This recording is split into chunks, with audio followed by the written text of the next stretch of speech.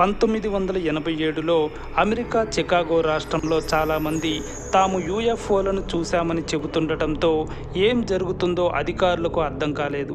ఆ తర్వాత ఆ ఆఫీసర్లు షెర్రీ విల్డే అనే మహిళ దగ్గరకు వెళ్ళారు. ఆమె ఒక రచయిత, రియల్ ఎస్టేట్ వ్యాపారి కూడా.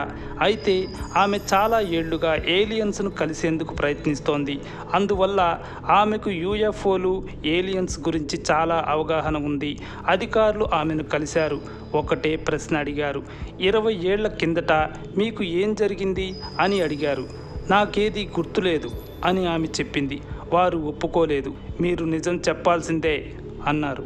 అప్పుడు ఆమె, అది 1968వ సంవత్సరం. అప్పుడు నా వయస్సు 17 సంవత్సరాలు. అప్పుడు నేను కొంత సమయం మిస్సింగ్ అయ్యాను. కానీ అప్పుడు ఏమైందో, ఎందుకు మిస్సింగ్ అయ్యానో నాకు తెలియదు.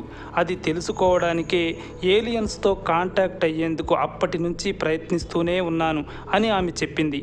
ఆమె నుంచి ఇలాంటి అసంపూర్ణ ఆన్సర్ రావడంతో అధికారులకు ఏం చేయాలో తెలియక అక్కడి నుంచి వెళ్ళిపోయారు.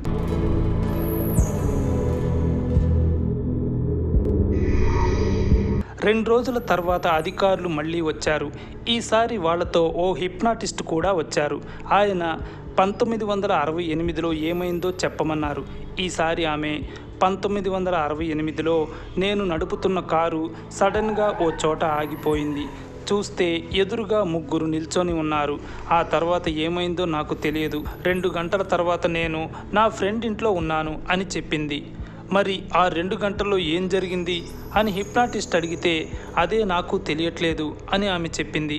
కొంతసేపు వాదన తర్వాత ఆ హిప్నాటిస్ట్ ఆమె అనుమతి తీసుకొని తన వశీకరణ విద్యను ఆమెపై ప్రయోగించాడు. అప్పుడు ఆమె ఏం జరిగిందో చెప్పింది.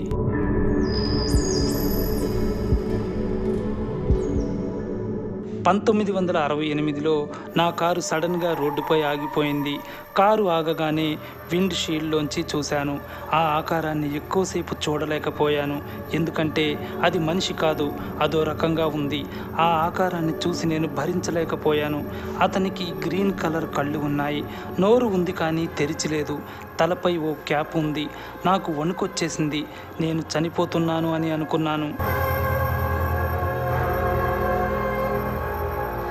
అతను నన్ను నా పేరు పెట్టి పిలిచాడు.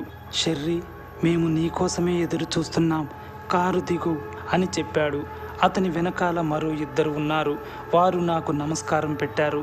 నన్ను కారులోంచి బయటకు రప్పించేందుకు వారు ముందుకొచ్చారు. ఒకడు బూడిద రంగులో ఉన్న గోళ్లు కలిగిన పంజా లాంటి చేతిని నా నుదుటిపై పెట్టాడు.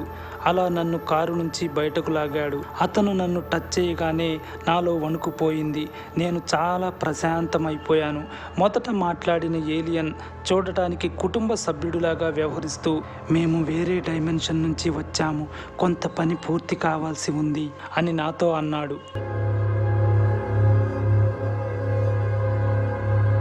కారు నుంచి బయటకు వచ్చాక నన్ను వాళ్ళు ఓ మైదానం వైపు తీసుకెళ్లారు. అక్కడ దాదాపు 20 అడుగుల వ్యాసం కలిగిన సిల్వర్ కలర్ స్కౌట్ షిప్ ఉంది.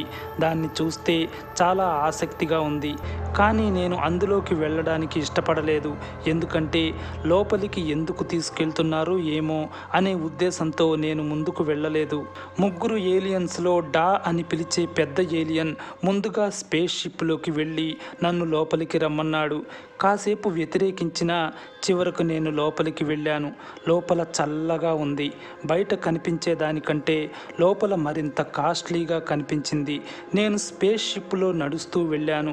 లోపల కిటికీలతో ఒక గది ఉంది. ఆ గదిలో ఒక సన్నటి టేబుల్ ఉంది.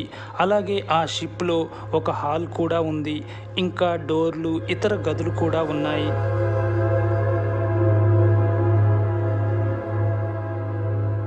ఆ తర్వాత ఒక మహిళా ఏలియన్ ఆ గదిలోకి వచ్చింది. నా బట్టలు తీసేసి నగ్నంగా ఆ టేబుల్పై పడుకోబెట్టింది. తర్వాత, మీకు పెద్దగా గాయాలేవీ అవ్వవు అంటూ ఆ ఫిమేల్ ఏలియన్ నా నుంచి DNA శాంపిల్స్ తీసుకుంది. తర్వాత వాళ్ళు నా అండాలను సేకరించారు.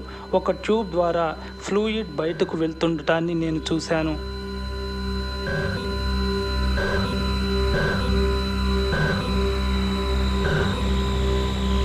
ఆ తర్వాత వాళ్ళు నన్ను ఏమీ చేయలేదు. నెక్స్ట్ నేను బట్టలు వేసుకున్నాను. తర్వాత వాళ్ళు నన్ను కొన్ని ప్రశ్నలు అడిగారు. వాటిలో మొదటి ప్రశ్నగా, మీరు ఆనందంగా ఉన్నారా అని అడిగారు. తర్వాత వాళ్ళు నన్ను స్పేస్ షిప్ నుంచి బయటకు వదిలారు. నాకు తిరిగి లోపలికి వెళ్ళాలి అనిపించింది, కానీ వాళ్ళు నా మెమరీని చెరిపేశారు. ఆ తర్వాత ఏమైందో నాకు తెలియదు అంటూ హిప్నాటిజంలో షెర్రీ ఆ రోజు ఏం జరిగిందో చెప్పింది.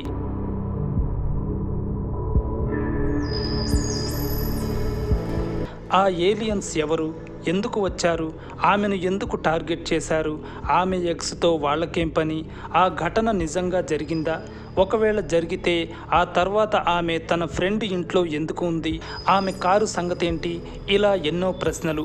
ఏలియన్స్ ఆమె మెమరీని చెరిపివేస్తే మరి హిప్నాటిజంలో ఆమెకు ఇదంతా ఎలా గుర్తొచ్చింది అనేది మరో ప్రశ్న. ఇలా ఈ అంశం చాలా ప్రశ్నలు మిగిల్చింది.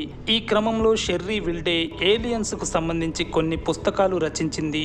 ఈ స్టోరీకి సంబంధించి నేను సేకరించిన ఎవిడెన్స్ని వీడియో కింద డిస్క్రిప్షన్లో ఇస్తున్నాను. Thanks for watching this video. Have a nice day.